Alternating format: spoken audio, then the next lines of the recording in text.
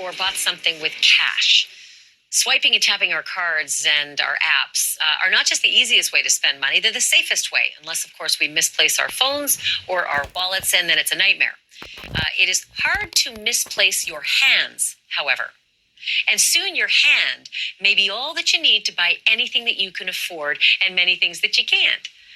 Because a company called Walletmore is developing a very teeny tiny chip. You see it there in the X-ray?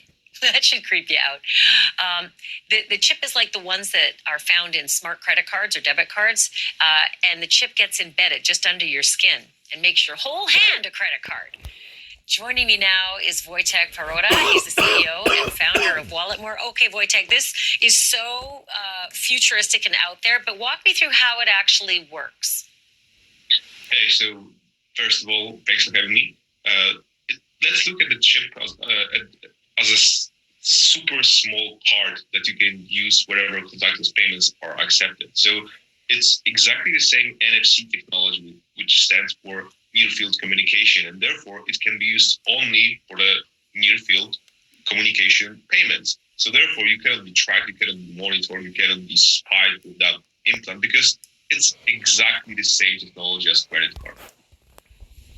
So here's my worry, is that you can accidentally buy something by just having your hand too close to a machine, or you could accidentally have your data all stolen by shaking someone's hand, because a lot of times we protect our cards in cases that can't be penetrated. But if it's in your hand, it's really hard to do that.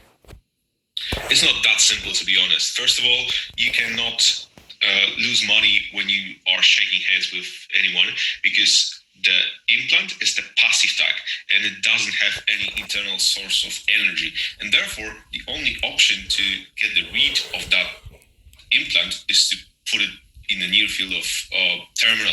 So therefore the other implant, which is inside of the other person's hand, is not capable of processing information. You need to have that source of energy, and only terminals that you can see at the moment are capable of providing that energy. So that's one thing. The other thing is that you definitely cannot lose your money because of the fact that you tap in a random place. Why? Because the implant is so small compared to the credit card. Normally, of course, when you tap the credit card, the terminal, it gets the read instantly. With the implant, it's a little bit different because you need to be super precise. And therefore, if someone is touching your hand, finding this perfect sweet spot, because that's how we need to look at it, you would realize at least 10 times that something is going on with your hand. So that's Do you have it?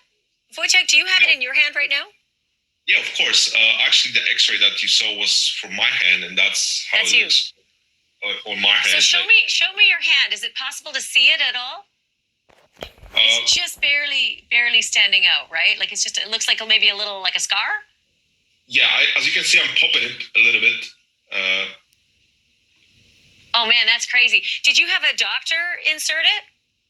Yeah, of course, that's part of the deal, because we are only building the implants, and when it comes to the installations, we want the whole experience to be as safe as possible, and therefore we built a network of partners all across Europe and the US. So therefore, if you are ordering an implant from our side, it's of course shipped to you, but then you need to schedule the appointment with one of the specialists who will just set it up for you.